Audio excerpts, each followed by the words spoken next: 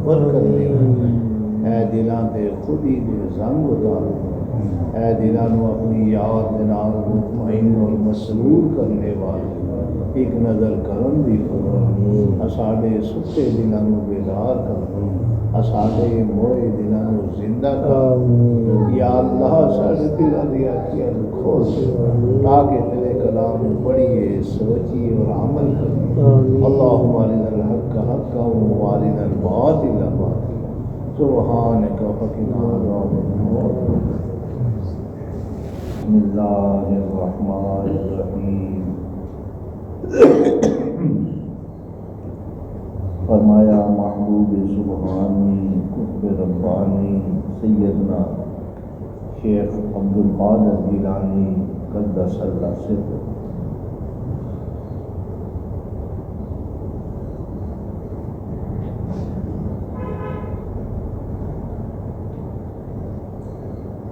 ایک بزرگ نے فرمایا کہ مخلوق کے متعلق حق تعالیٰ کی موافقت کر اور حق تعالیٰ کے متعلق مخلوق کی موافقت نہ کر، ٹوٹ جائے جیسے بھی ٹوٹنا ہو اور جڑا رہے جیسے جڑنا ہو۔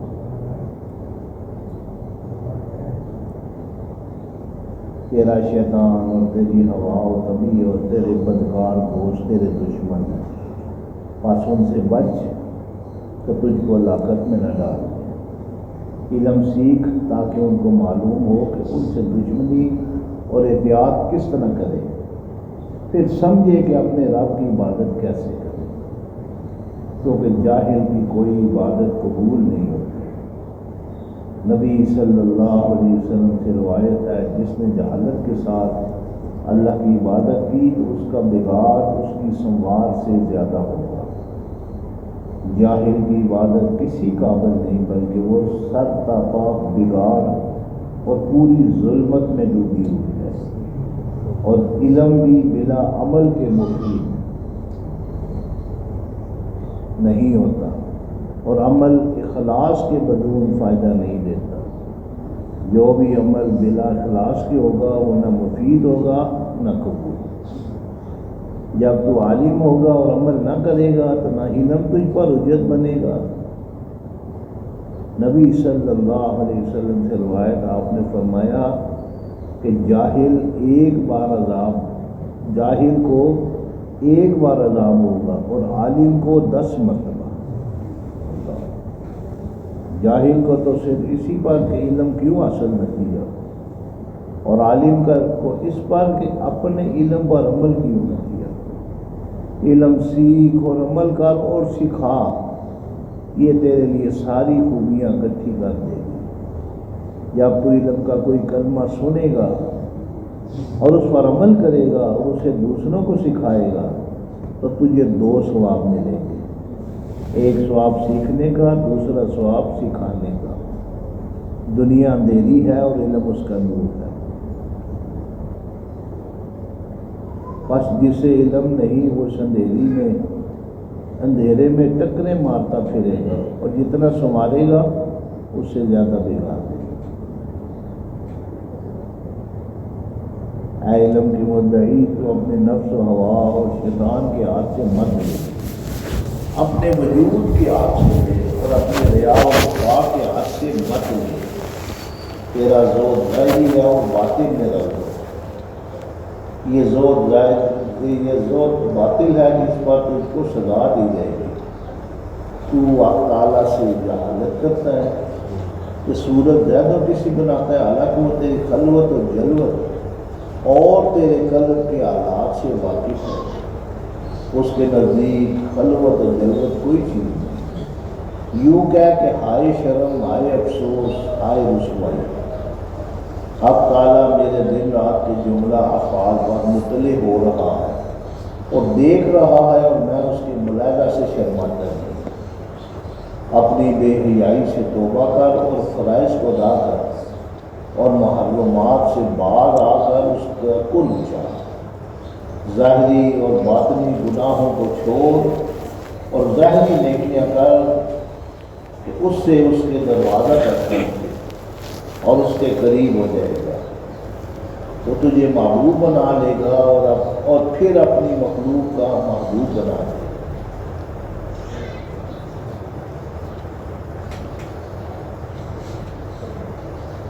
ان الذین آمنوا وعملوا الصالحات سیجعل لهم الرحمن ودا، یہ فرما ہے کہ تجھے اپنے قریب بھی کر لے گا اور مخلوق کا محبوب بھی بنا دے گا۔ جو ایمان لائے اور نیک اعمال بجا لاتے ہیں، سیجعل لهم الرحمن، ان قریب اللہ تعالیٰ مخلوق کے دلوں میں ان کی محبت کو ڈال دے گا، اس کی مقبولیت، اس کی شہرت، اس کا اللہ کے ساتھ جو تعلق ہے وہ مخلوق میں بھی مشہور ہو جائے گا۔ لیکن کون؟ ایمان لانے والے اور اعمال صالحہ کو بجا لانے والے۔ جب انسان اعمال صالحہ کرتا ہے تو جتنا جتنا نیک اعمال کو کرتا چلا جاتا ہے اتنا اتنا وہ رب کے قریب ہوتا چلا جاتا ہے۔ فرمایا نا کہ سجدہ کر اور قریب ہو، قرآن پاک میں سجدہ کر اور قریب ہو جائے۔ ایک صحابی تو بڑے پریشان ہے، حالانکہ پیلا پڑا ہوا تو آپ صلی اللہ علیہ وسلم پوچھے کیا بات ہے؟ بڑے پریشان ہو، کہنے لگے حضور ایک فکر جو ہے نا، غم اندر ہی اندر کھائے جا رہا ہے، وہ یہ ہے کہ میں آپ صلی اللہ علیہ وسلم کی بارگاہ میں بیٹھتا ہوں اور دنیا و ما فیہا کے سے بھولا ہوا، کوئی غم نہیں، کوئی فکر نہیں، کوئی نہ دنیا کو غم، نہ کوئی آخرت کا، نہ دیگر کوئی معاملات، بس حضور کی زیارت کرتا ہوں اور سکون قلب ملتا ہے۔ یعنی بے فکر، ہر لحاظ سے میں بے فکر ہو جاتا ہوں، اور جب باہر جاتا ہوں پھر وہ دنیا داری اور دیگر معاملات، پھر جی گھبراتا ہے، پھر میں دوڑ کے آپ کی زیارت کے لیے آ جاتا ہوں، یہاں پھر وہی معاملات، سکون قلب اور جو دیگر معاملات ہیں، حضور کی زیارت کرتا ہوں اور سارے معاملات سے بے خبر ہو جائے گا۔ کھولو نفس کی ذائقہ موت کا ذائقہ ہر ایک نے چکھنا ہے، میں نے بھی جانا ہے۔ حضور یہاں تو مجھے اختیار دیا گیا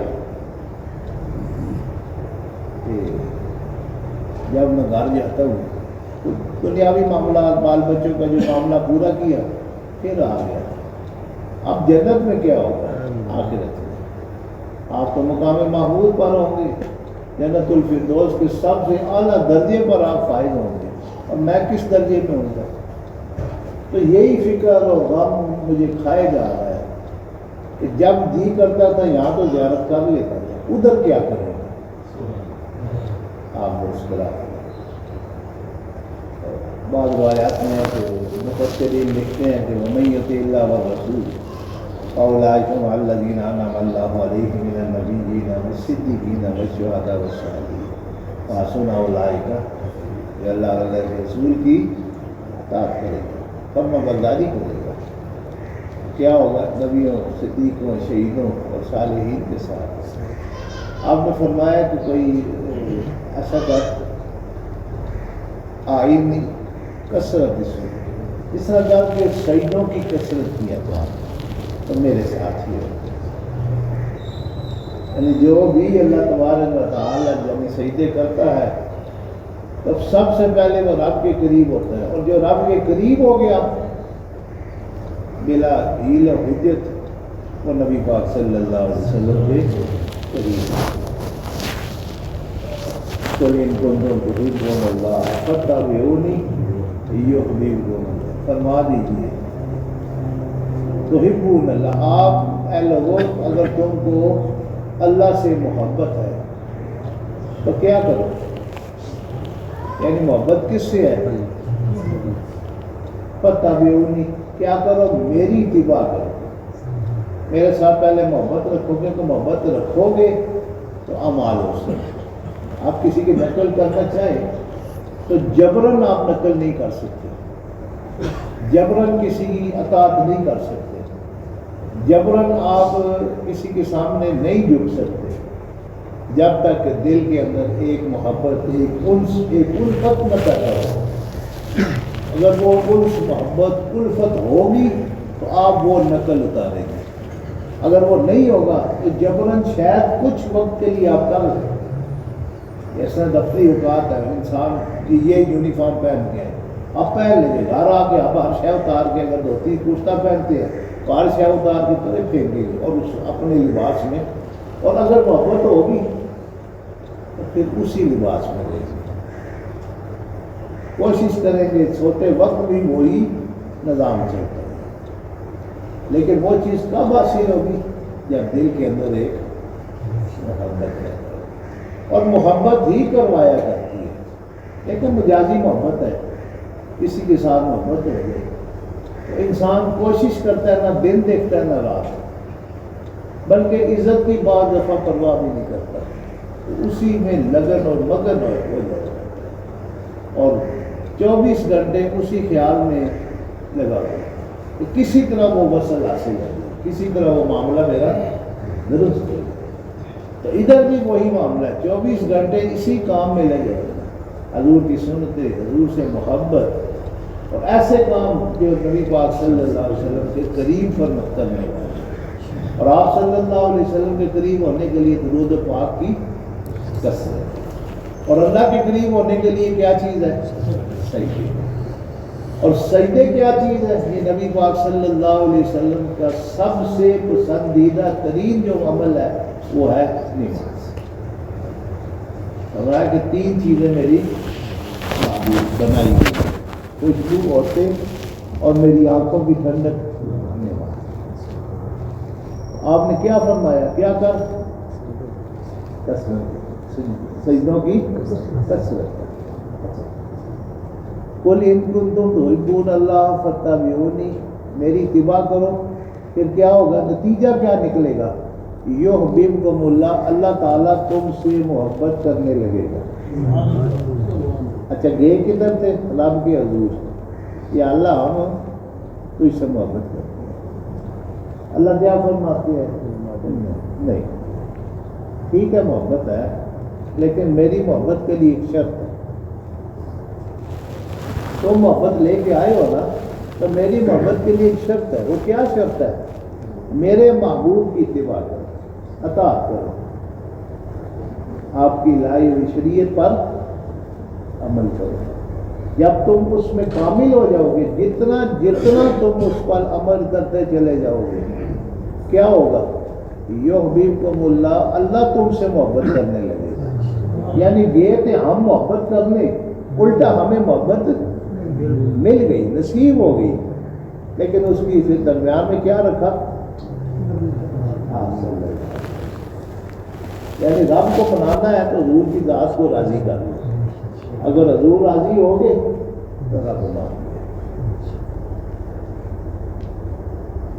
اور جب انسان نیک عمل کرتا ہے تو پھر کیا ہوتا ہے؟ ایمان لائے اور نیک اعمال بجا لائے تو پھر کیا؟ سیجعل لهم الرحمن، وہ ان قریب اللہ کریم مخلوق کے دلوں میں اس کی محبت کو ڈال دیتا ہے۔ اچھا یہ محبت ایک دم نہیں آیا کرتی، سجدے کیے اللہ تعالیٰ کی قرآن پاک کو حکم فرمائے، اس پر عمل کیا، نبی پاک صلی اللہ علیہ وسلم کی سنتوں پر عمل کیا، لیکن ان دونوں چیزوں سے پہلے محبت، اگر محبت نہیں ہوگی تو یہ عمل نہیں جا رہا۔ فرماتے ہیں کہ اللہ سے محبت کرو، آپ صلی اللہ علیہ وسلم نے کیا فرمایا؟ اللہ سے محبت کرو کہ وہ تم کو نعمتیں عطا فرماتا ہے، ٹھیک ہے، اور مجھ سے محبت کرو کہ اللہ کو مجھ سے محبت ہے۔ کتنی بڑی بات ہے، یعنی مرکز ہمارا اور اللہ کا۔ ان اللہ وملائکتہ یصلون علی النبی، بے شک اللہ اور اس کے فرشتے نبی پاک صلی اللہ علیہ وسلم پر درود، یا ایھا الذین آمنوا صلوا علیہ وسلموا تسلیما، یعنی ایمان والو تم بھی یعنی مجھ سے محبت کرو کہ اللہ کو مجھ سے محبت ہے۔ مجھ پر درود بھیجو، اللہ اور اس کے فرشتے بھی، مرکز ایک ہے، وہ کون ہے؟ آپ صلی اللہ علیہ وسلم۔ اور جس نے آپ صلی اللہ علیہ وسلم کو راضی کر لیا، آپ کی اتباع کی، اللہ تعالیٰ نے پھر اس کا انعام کیا دیا کہ یہ ہم محبت لینے کے لیے ہیں، یعنی ہم محبت کرنا چاہتے ہیں، اس کا اظہار اللہ کی بارگاہ میں پیش کیا کہ یا لیت الذین قالوا ربنا اللہ قل ان کنتم تحبون اللہ میری اتباع، یا اللہ فرما دو کہ اگر تم کو اللہ سے محبت ہے فتبعونی، میری اتباع کرو۔ نتیجہ کیا نکلے گا، صلہ کیا نکلے گا، تم سوچ بھی نہیں سکتے۔ نتیجہ اور صلہ یہ نکلے گا کہ اللہ تعالیٰ تم سے محبت کرنے لگے گا، اور جس سے اللہ محبت کرنے لگے تو دنیا کے خزانے بھی اس کے قدموں میں، اور آخرت کی ساری نعمتیں وہ بھی اس کے، لیکن اس کا مرکز اور محور کیا ہے؟ وہ آپ صلی اللہ علیہ وسلم۔ تو جب انسان نیک اعمال بجا لاتا ہے تو پھر ان نیک اعمال کے بجا لانے سے اللہ تبارک و تعالی اس بندے سے محبت کرتا ہے، اور جب اس بندے سے محبت فرماتا ہے، محبت فرمانے کے بعد سب سے پہلے وہ آسمانی فرشتوں سے فرماتا ہے کہ میں فلاں کی بنے فلاں سے راضی ہو گیا ہوں، میں اس سے محبت کرتا ہوں۔ فرشتوں تم بھی اس سے محبت کرو۔ پھر فرشتوں کی ڈیوٹی لگتی ہے کہ زمین پر پھیل جاؤ، اور زمین پر پھیل کر مخلوق کے دلوں میں اس کی محبت کو ڈال دو۔ یہ محبت خود بخود نہیں آیا کرتی، محبت ڈالی جاتی۔ جتنے اعمال ہیں نا نیک، یہ اعمال اللہ تبارک و تعالیٰ کی طرف سے شہادت اور دستگیری ہوتی ہے، اور اللہ تبارک و تعالیٰ کے حکم سے اس کے دل کے اندر وہ اس نیکی کو،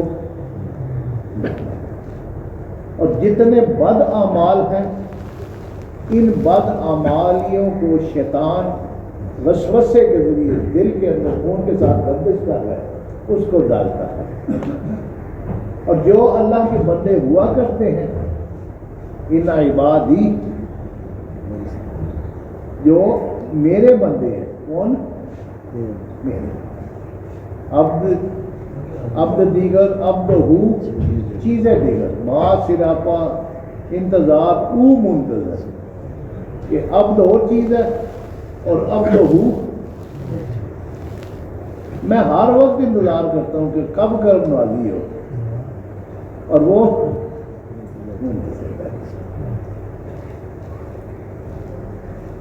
پہلے ہم محبت کرتے ہیں، پھر محبت ادھر سے ماں سراپا انتظار ہوں۔ جب انسان نیک اعمال بجا لاتا ہے، اس کا نتیجہ اور کیا صلہ کیا نکلتا ہے کہ خوشبو جتنی مرضی آپ چھپا لیں نہیں چھپا سکتے، خوشبو اپنا اثر چھوڑا کرتی ہے۔ 7 پردوں کے اندر بھی اس کو ڈال دے اب پھر بھی کمرہ مہک جائے گا، جتنا مرضی اس کو چھپا کے رکھے خوشبو نہیں چھپ سکتی۔ اللہ کی محبت بھی جب دل میں آ جائے کرتی ہے، جتنا مرضی وہ چھپا لے وہ نہیں چھپا سکتا، کیونکہ سینوں کے بھیدوں کو وہ جانتا ہے کہ اس کی جب محبت اس کے اندر آ گئی، وہ سواری اس دل کے اندر آ گئی، اب اس سواری کے اندر آنے سے وہ نور اور وہ رحمت اور وہ خاص اس کا کرم نوازی جب آئی تو اس نے پھیلنا شروع کر دیا۔ اب وہ جتنی مرضی کوشش کر لے، جتنا مرضی اپنے آپ کو چھپا لے، وہ نہیں کر سکتا۔ تو پھر کیا نتیجہ اور صلہ کیا نکلتا ہے کہ اللہ تعالیٰ فرماتا ہے کہ فرشتوں میں اس شخص سے محبت کرتا ہوں۔ اس کا نتیجہ کیا ہے کہ تم بھی محبت کرو۔ پہلے کیا فرمایا کہ میں بھی درود بھیجتا ہوں اور فرشتے بھی، ایمان والوں تم بھی بھیجو، میں بھی محبت کرتا ہوں، فرشتوں تم بھی اور یہاں تک محدود نہ رکھو بلکہ آپ زمین پر اتر جاؤ اور زمین پر جا کر مخلوق خدا جو شفاف دل ہے، جن کے اندر وہ یعنی اگر کوئی اچھی زمین ہے نا تو اس کے اندر دانہ ڈالا جائے نا اس میں سے پودا اگائے گا۔ شور زمین ہو، پتھریلی سخت زمین ہو، وہ دانہ ضائع ہو جائے گا۔ دانہ ضرور آتا ہے، وہ محبت کے جو جھونکے ہیں نا وہ ہر ایک کے پاس آیا کرتے ہیں، کوئی اس کو جذب کر لیتا ہے اور کوئی یہ بارش برسی نا، اور بارش برسنے کے بعد اس بارش نے سبزہ اگایا، کوڑی پر پڑی تو وہاں سے بدبو اٹھی، زمین پر پڑی تو وہاں سے سبزہ بال آیا، پتھر پر پڑی ضرور، پتھر کو صاف کر کے کچھ عرصے کے لیے وہ شفاف ہو گیا، لیکن سب سے زیادہ اس سے فائدہ کس نے اٹھایا؟ یہ زمین۔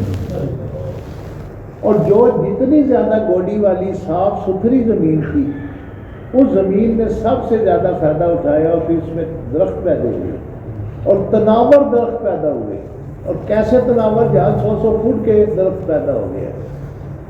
اور اسی طرح ایمان کی حالت ہے کہ اس کی جڑیں یہاں پہ اور تنا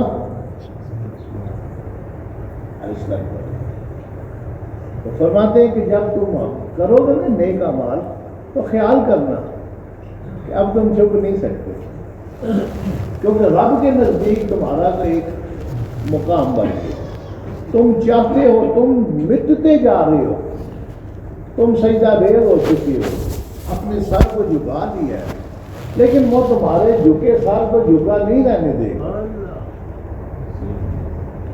کیوں؟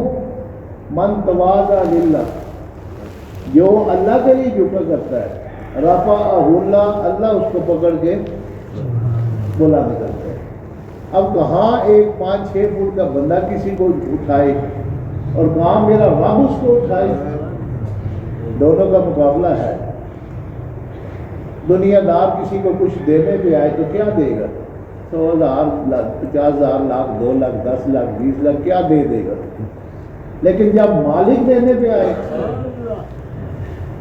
پھر حد و حساب ہے، کوئی شمار ہے، وہ کیا دے رہا ہے، کیسے دے رہا ہے، کتنا دے رہا ہے۔ اب محبت کرنے والا کون ہو گیا؟ اللہ، اور اللہ نے اس محبت کو زمین پہ فرشتوں میں پھیلایا، اور فرشتے زمین پہ آئے اور مخلوق خدا کے دلوں میں اس چیز کو سیجعل لهم الرحمن ودا، ان قریب اللہ کریم مخلوق کے دلوں میں محبت کو ڈال دے گا۔ یہ کیوں؟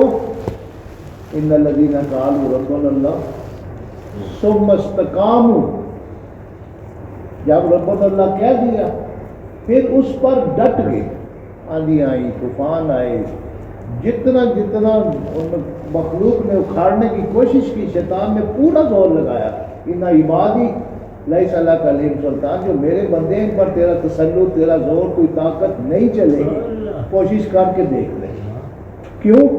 عبادی، وہ میرے بندے ہیں، جو میرا بندہ ہو تو تیری ضرورت ہے، تو پھر کیا ہوگا؟ جب اللہ تبارک و تعالیٰ اس چیز کو ڈال دے گا، اس کے اندر وہ محبت پیدا ہو جائے گی، تو اٹھانے والا کون ہے؟ جھکا وہ، جتنا وہ آئین کیا فرمائے کہ سجدوں کی کیا کر؟ کثرت کر۔ جب تو سجدوں کی کثرت کرے گا تو میری معیت اور رفاقت جنت میں کچھ کر سکتے۔ میں پڑھ رہا تھا کہ یہ جو مہاجرین ہیں جو اللہ کے لیے اپنے آپ کو، وطن کو چھوڑا، اللہ تعالیٰ نے ان کے لیے خوشخبری فرمائی کہ اس دنیا میں بھی ان کو کثرت سے عطا فرمائی، اور دیکھ لیں جتنے بھی مہاجرین ہیں اللہ تعالیٰ نے ان پر عنایات کی بارش فرمائی، اور فرمایا آخرت میں بھی ان کے درجات دیکھنے کے لائق ہوں گے۔ وہ کس وجہ سے؟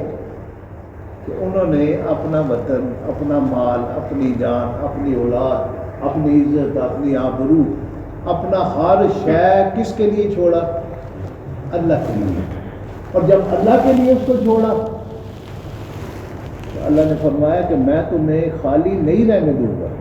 قرآن پاک میں خوشخبری ہے کہ میں ان کو بے اصحاب دوں گا. اور دیکھ لے مہاجرین کا صحابہ کے پڑھیں کیا اللہ تعالیٰ نے ان کو عطا فرمایا. اور فرمایا ابھی یہ دنیا ہے اور آخرت کے وعدہ ابھی. یہ کس وجہ سے تھا؟ اس کے پیچھے کیا چیز ہے؟ محبت نبی پاک صلی اللہ علیہ وسلم کی، حکم اللہ کا اور محبت، اور آپ کی اتباع میں اور آپ کے حکم میں چل کر وہ مکہ مکرمہ کو چھوڑا اور مدینہ منورہ میں تشریف لے گئے. اپنا مرضی، اپنا ارادہ، اپنا خیال چھوڑ دیا. ان الذین قالوا ربنا اللہ ثم استقاموا. پھر نتیجہ کیا ہوا؟ ثم استقاموا جب ہو گئے تو اللہ تعالیٰ کی محبت آنے لگی. اب کسی کا زور، کسی کی طاقت، کسی کی کوئی جرت نہیں کہ ان کی طرف میلی نگاہ سے دیکھ بھی سکے، کیونکہ اللہ تعالیٰ نے مخلوق کے دلوں میں جب اس علاقے میں گئے، جس علاقے میں صحابہ کرام رضوان اللہ تعالیٰ علیہم اجمعین اللہ اور اللہ کے رسول کی محبت اور اتباع لے کر جاتے، پوری کی پوری بستی مسلمان ہو جائے گا. وہ کیا چیز تھی؟ سیجعل لهم الرحمن ودا، اللہ کریم ان کے لوگوں کے دلوں میں ان کی محبت ڈال دیتا. اس محبت کا نتیجہ اور صلہ کیا نکلا کہ دیکھتے دیکھتے لاکھوں کے حساب سے لوگ مسلمان ہو گئے. وہ کیا چیز تھی؟ تو اللہ تعالیٰ نے وہ ان کی وہ جو کامل سپردگی ہے نا، کامل اللہ اور اللہ کے رسول کے ساتھ محبت ہے، اس محبت کو جب دل میں ڈال دیا مضبوط ہو گئے. اب جو بھی ان کو دیکھتا وہ اپنا دل دے بنتا. آپ صلی اللہ علیہ وسلم سوائے چند شکی بندوں کے، شکاوت نے مثلا ابو جہل ہے، ابو لہب ہے، یہ جو چند مکہ کے ہیں، ان کے علاوہ دیکھیں کہ جس نے بھی دیکھا آیا دشمنی کرنے، قدموں میں گر پڑا، اپنا دل دے کے واپس گیا. لیکن چند افراد ایسے جن کا اللہ تعالیٰ نے ان کے کانوں پر، دلوں پر، آنکھوں پر بھی پردے ڈال دیے اور دلوں پر مہر لگا دی. ان کے علاوہ دیکھیں کہ جدھر بھی آپ تشریف لے گئے تو کیا ہوا؟ اپنا دل دے. وہ اللہ کریم نے ان کی محبت ڈالی اور وہ متی ہو گئی. آج بھی جو شخص ان رسولوں پر چلتا ہے، ایمان میں پختگی، اعمال صالحہ اور ڈٹ جایا کرتا ہے. حضرت بلال ڈٹ گئے نا، آپ نے واقعات سنے ان کے، کتنا اس نے ظلم کیا. مکے کی گرمی آپ حضرات نے اکثر نے دیکھی ہوئی ہے، 50-55 تک وہ گرمی چلتی. یہ آج کے دور میں، اور وہ ہے ہی پتھروں والا دور تھا. چند مکان تھے، باقی سب مکے میں پہاڑی پہاڑ تھے. اب تو بلڈنگیں بن گئی، اے سی لگ گئے، دیگر سہولتیں آ گئی، وہ گرمی اس طرح نہیں رہی. لیکن اس وقت کی گرمی کا خیال کرو کتنی ہوگی جب وہ پتھر فل تپے ہوئے، ان پتھروں پہ لٹا کے اوپر پھر گرم پتھر رکھ کے حضور کی چربی پگھل کر باہر آ جائے. لیکن کیا زبان پر کیا تھا؟ آج ثم استقاموا. پھر کیا ہوا؟ ڈٹ گئے. اور ڈٹنے کا پھر نتیجہ اور صلہ کیا نکلا؟ حضرت عمر جیسے خلیفہ، سیدنا بلال. کوئی صحابی ایسے نہیں جو ان کو سید نہ کہے، کیونکہ سب سے بڑا اعزاز ان کو کیا ملا کہ جب عذاب کروایا گیا ان کے چہرے سے خون پکڑا، بے ہوش ہو. آپ صلی اللہ علیہ وسلم نے ان کو اپنی گود میں لیا اور کپڑے رومال مبارک سے ان کے چہرے کو صاف کیا اور فرمایا کہ بلال تم نے اسلام کے لیے کتنی سختیاں برداشت.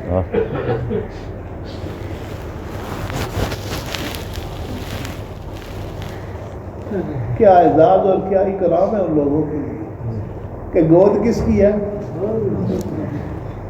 سر مبارک سیدنا بلال کا، اور کپڑے سے حضور کے چہرے کو ساتھ فرمانے کتنی سختیاں تم نے.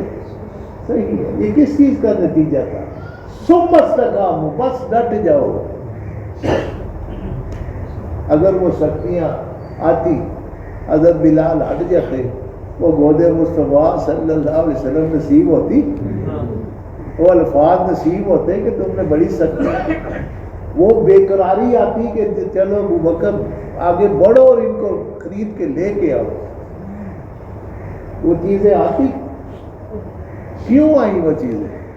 سمجھتکا، ڈٹ گئے، دل کے اندر جو محبت کا بیج بڑھا، وہ زمین ہی ایسی تھی، ایسا تلاور درخت وہاں ہوگا جس کی جڑیں یہاں ہے اور شاخیں آسمان تک پہنچی ہوئی ہے، لیکن یہ کس کا تھا؟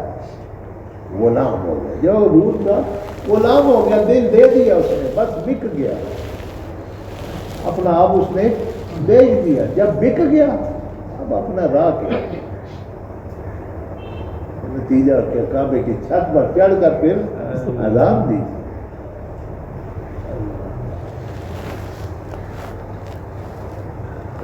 جب بھی انسان تو وہ صحابی تھے تو پریشان ہوئے، حضور کیا کریں جی، بس یہ پریشانی آ گئی ہے کہ دنیا میں تو آپ کی جس وقت پریشان ہوتا ہوں آپ کی مہربانی ہے، قدم اٹھتے ہیں، پریشان ہو کے پھر ادھر آ جاتا ہوں، پھر آ کے دنیا بھول جاتا ہوں، نہ کوئی غم، نہ کوئی فکر، نہ کوئی پریشانی، اور سکون ہی سکون، لیکن جب بیٹھ جاتا ہوں ظاہر ہے دنیا ہی اللہ ہے، وہ فرمایا کہ کیا کر سجدوں کی، کیونکہ 3 چیزیں میری محبوب بنائیں گے، جس میں نماز بھی، میری آنکھوں کی ٹھنڈک، نماز بھی ہوگی۔ 10 سال پہلے کی بات ہے، مدینہ منورہ گئے، اکمل صاحب آپ جانتے ہیں، ان کو تقریباً 35 سال ہو گئے تھے مدینہ منورہ، اور رات کا وقت تھا تو ہوٹل میں ملنے کے لیے آئے، الشرق میں ٹھہرا کرتے تھے، یاد ہو گیا، ہاں جی، شروع میں شرق، وہاں کھڑکی میں کھولا تو سامنے وہ مسجد نظر آ رہا ہے، اور میں نے کہا کہ اکمل صاحب آپ تو بڑے نظارے کرتے ہوں گے، آنکھ پہ تھوڑا سا نظارہ دیکھ کر ہوگی، آپ نے تو بارہا کیا ہوگا، وہاں ایک نور نازل ہو رہا ہے روزہ شریف پر اور مسجد نبوی شریف پر، میں نے کہا وہ نور دیکھ رہے ہیں کیا؟ بالکل نور نظر آ رہا ہے، کیا زبردست کاٹے مارتا ہوا، بالکل جو نور کو دیکھتے چلے جاتے ہیں دل کو تسکین ہوتی ہے، سکون قلب۔ اب میں نے کہا کہ ایسا کریں کہ آپ دیکھ رہے ہیں نا، اب تھوڑی سی نگاہ ان ہوٹلوں پہ ڈالیں، کیا ان ہوٹلوں کی روشنی اور مسجد نبی شریف کی روشنی میں کوئی فرق ہے؟ کہتے کوئی فرق نہیں، یعنی وہی بلب لگے ہوئے ہیں، وہی سارا نظام ہے، شاید میں نے آپ نے بھی دیکھا ہوگا۔ جب انہوں نے دیکھا تو انہوں نے کہا کہ یہ تو آدم ہی نہیں ہے، اور آج 35 سال بعد میں نے پہلی مرتبہ دیکھا ہے کہ یہ نور کس طرح نازل ہو رہا ہے، اور وہ مخصوص اتنے حصے پہ، حالانکہ ادھر بھی وہی بلب لگے ہوئے، ادھر بھی وہی بلب لگے ہوئے، لیکن فاصلہ کتنا ہے، درمیان وہ جنگلہ لگا ہوا ہے اور پیچھے وہ بڑے بڑے 5 اسٹار ہوٹل چاروں طرف، ان کا سما اور ہے، ادھر کا سما 24 گھنٹے وہ جو نور آ رہا ہے نا جی، اب جو ادھر موجود ہے اس نور میں سے اپنا حصہ لے رہے ہیں، اور جو ہوٹل میں موجود ہے ملا اس کو بھی کچھ نہ کچھ، کیونکہ مدینہ منورہ میں ہے، حضور کا وہ مہمان ہے، لیکن جو اندر بیٹھا ہوا ہے اور جو ہوٹل میں، دونوں برابر، جو مکہ میں رہ گئے اور جو مدینہ ساتھ کے برابر، کیونکہ انہوں نے اتباع کی، حضور کی غلامی کی، حکم کو پورا فرمایا، اور زمین و آسمان کا وہ اکمل صاحب فرمانے لگے میں نے 35 سال میں آج پہلی مرتبہ یہ نظارہ دیکھا ہے، آپ جیسا اچھا یعنی مہربانی، تو جو جڑ جایا کرتا ہے اس نور میں سے، اس فیض میں سے، اس کو بھی سب ملا ہے۔ فرمایا کہ سجدوں کی کثرت کا پریشان نہ ہو، انشاءاللہ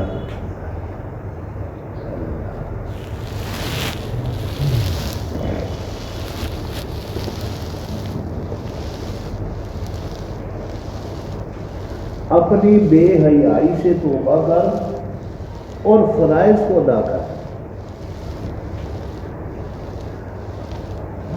بے حیائی، ایک تو بے حیائی یہ ہے کہ انسان اس معاشرے میں، دوسری بے حیائی یہ ہے کہ اذان ہو رہی ہے، ایک کان سے سنی اور دوسرے سے، اول تو سنی ہی نہیں، اپنے کام میں مشغول رہا. اگر سن بھی لی تو مسجد میں نہیں گیا. سب سے بڑی بے حیائی یہ ہے کہ اس نے بلایا اور اس حکم کو نظر انداز کر دیا. دوسری بے حیائی تو سب کو پتہ ہے جو بے حیائی ہے، لیکن اصل بے حیائی ہے، حیا نہیں ہے. ایک بوڑھی عورت تھی، کسی اللہ والے کے پاس گئی، کچھ پریشانیاں ظاہر کی، اچانک خاموش ہو گئی، رک کیوں گئی؟ کہنے لگی مجھے اللہ تعالیٰ سے حیا آ گئی. اللہ فرمائے گا کہ میرے ایک بندے سے میری شکایتیں کر رہی ہے، جو حالات اس کے چل رہے تھے، میری ایک بندی میرے ایک بندے سے شکایتیں کر رہی ہے. تو اچانک مجھے یہ خیال آیا تو میں چپ ہو گئی. حیا آتی ہے. اللہ کے بندے یہاں تک بھی خیال کرتے ہیں کہ اس کا شکوہ نہ ہو. یہ سال میں رکھا ہوا ہے، اگر میں کسی سے بیان بھی کر دوں تو یہ نہ ہو کہ میں نافرمانوں میں، نہ شکروں میں آنا ہے. اصل بے حیائی ہے کہ روزے آئے تو روزہ نہیں رکھا، اذان ہوئی مسجد میں نہیں پہنچی. مسجد میں کیا پہنچنا، اس نماز بھی نہیں پڑھی، ایک سے دوسری اور دوسری سے تیسری، حتیٰ کہ جمعے کے دن بھی اگر نصیب ہوا تو پہنچ گئے. اور اگر خاندان میں کسی نے بیاہ شادی رکھ دی تو جمعہ بھی گیا. میں اکثر دوستوں کو کہتا ہوں کہ جمعے والے دن دوپہر کو اگر برات رکھو گے، 100 150 200 بندے کا نماز جمعے کا جرم تمہارے سر پڑے گا. اگر وہ گھر میں ہوتا تو لڑکھڑاتا، گرتا، چلتا، کچھ نہ کچھ کر کے مسجد میں آخری صف میں پہنچ ہی جاتا، قامت میں پہنچ جاتا، لیکن اسے سجدہ ریز ہو جانا تھا. اب اس کی وہ سجدہ ریزی جو ہے وہ بھی تم نے چھین لی. تم نے جمعے کے دن دوپہر کا وقت رکھ کر کم از کم اگر 250-300 کراتی ہیں تو آدھے جو جمعہ نہیں پڑیں گے، اور ان سب کا جرم تمہارے سر پڑ گیا. تو کیا مجبوری تھی جمعہ رکھنے میں؟ اگر جمعہ رکھنا ہی تھا تو ایسا شیڈول بناتے کہ وہ بس کو، ویگن کو، جو بھی ہے، سیدھا مسجد کے دروازے پر کھڑے کرتے. پھر اگر نہیں جاتے کوئی تو پھر اس کا اپنا مسئلہ. لیکن شرم و شرمی آدھے سے زیادہ چلے جائے گا مسجد. تو بڑی بے حیائی ہے کہ انسان اللہ کا حکم آئے اور پھر انکار کر دے، زبانی کر دے یا عمل نہ کرے. اب کسی کو کہیں گے یہ گلاس پانی کا پکڑا دو مجھے، اور کہیں نہیں پکڑاتا، یہ بھی جرم ہے. اور دوسرا جرم یہ ہے کہ آپ نے پکڑا اور اس نے نہیں پکڑایا، یہ بھی انکار ہے. زبانی بھی انکار ہے اور عملی بھی انکار ہے. دونوں انکار کی صورتیں ہیں، اور دونوں کا جرم زبانی کا تھوڑا زیادہ ہو گیا اور عملی کا تھوڑا سا کم، لیکن جرم تو پورا ہو گیا. اسی طریقے سے نماز نہیں پڑھی، حکم آ گیا، نہیں مانا، صاف انکار کر دو جب میں نہیں مانتا. تو اس کا پھر نتیجہ اور صلہ کیا نکلے گا؟ اللہ تعالیٰ فرماتا ہے کہ قیامت کے دن جب لوگ آئیں گے اور ان سے پوچھا جائے گا کہ نماز، روزہ، دیگر یاد کے معاملات سے، اللہ کے ذکر کے معاملات سے تو مجھے بھولا رہا. آج کے دن اس کو صندوق میں ڈالو، آگ کے صندوق میں ڈال کے آگ میں ڈالو، اور میں تجھے بھول گیا کہ میں نے تجھے پھینکا تھا. اب تو جان اور ابد الاباد جانے، تو دنیا میں مجھے بھولا، میں آخرت میں تجھے بھول گیا. اور میں اس وقت بھولوں گا جب میں تجھے دوزخ میں ڈال دوں گا، اور ڈالنے کے بعد پھر میں بھول جاؤں گا میں نے کسی کو دوزخ میں ڈالا بھی تھا کہ نہیں. یعنی یہ چھوٹا سا جرم نہیں ہے غفلت، اللہ کو یاد نہ کرنے کا، غفلت میں وقت گزارنے کا کتنا بڑا جرم ہے کہ قیامت کے دن وہ بھول جائے گا، اور برملا وہ فرمائے گا دنیا میں مجھے بھولا تھا نا، یہ بھولا تھا یا اللہ، بھول گیا تھا، نہیں یاد کرتا تھا، یا میں تجھے بھول گیا۔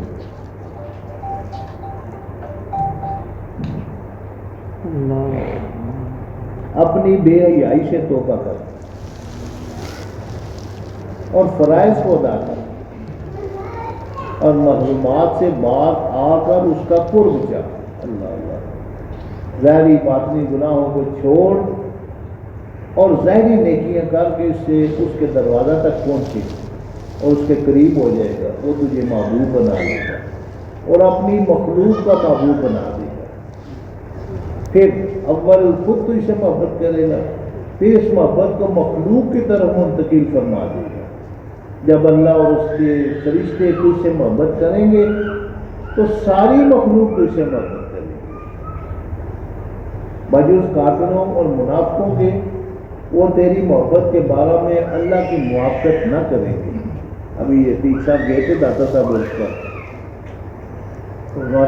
کہتے ہیں عتیق صاحب کہ میں جب سے جانے لگا ہوں، میں بھی جاتا رہا، جتنا رش اس مرتبہ تھا پہلے نہیں دیکھا، اور جو انہوں نے اندازہ لگایا تقریباً 30 سے 50 لاکھ کے درمیان بندہ ہوتے جو ہے، دور و دراز سے کراچی پشاور تک لوگ جو ہے نا وہ اس پر آ گئے، یہاں پنڈی سے بڑے قافلے گئے ہیں۔ کیا تھا جب میں تجھے خان گیا تو دوست کہنے لگے ناقل تھی کہ کدھر بجی داتا سمجھا، رات کو 2 بجے دعا ہے، عشاء کے قریب بیٹھے گاڑی میں، اور سیدھا وہ کیا چیز لے کے گئی ان کو، سیجعل لهم الرحمن ودا۔ اس وقت میں ہو سکتا ہے داتا صاحب کے پاس 50,000 لاکھ 2 لاکھ 5 لاکھ بندہ آیا ہو، اب اللہ تعالیٰ نے اس کو اتنا پھیلا دیا کہ لاکھوں کے حساب سے 3 دن میں حاضر ہو گئے، اور 24 گھنٹے آپ چلے جائیں وہاں میلہ لگا ہوا، 24 گھنٹے وہاں پہ قرآن پاک کھلا ہوا ہے، لوگ تلاوت ہو رہے ہیں، 24 گھنٹے وہاں بیٹھ کے جو فاتحہ پڑھ رہے ہیں اور تسبیح پڑھ رہے ہیں لوگ۔ کس وجہ سے؟ کہ رب کی اطاعت کی، نبی پاک صلی اللہ علیہ وسلم کے احکامات کو مانا، حضور کی غلامی کی اور کامل غلامی کی، اور کیا فرمایا؟ ظاہری باطنی گناہ کو چھوڑ اور ظاہری نیکیاں کر کے اسے اس کے دروازہ تک پہنچے اور اس کا قرب پا لے گا۔ جب اس کا قرب مل گیا اب کوئی لا خوف علیہم، نہ کوئی خوف اور نہ غم، نہ دنیا میں کوئی غم اور نہ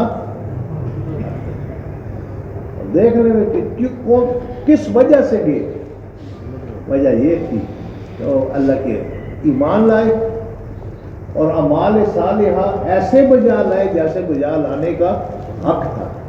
اللہ تبارک و تعالیٰ مجھے اور آپ کو آپ صلی اللہ علیہ وسلم کی محبت، اتباع اور غلامی نصیب فرمائے۔ یا اللہ پاک جو کچھ پڑھا اور سنا گے اس پہ عمل کی توفیق عطا فرما، اعمال میں اخلاص نصیب فرما، ان اعمال کو قبول فرما۔ اللہم انا علی ذکرک و شکرک و حسن عبادتک و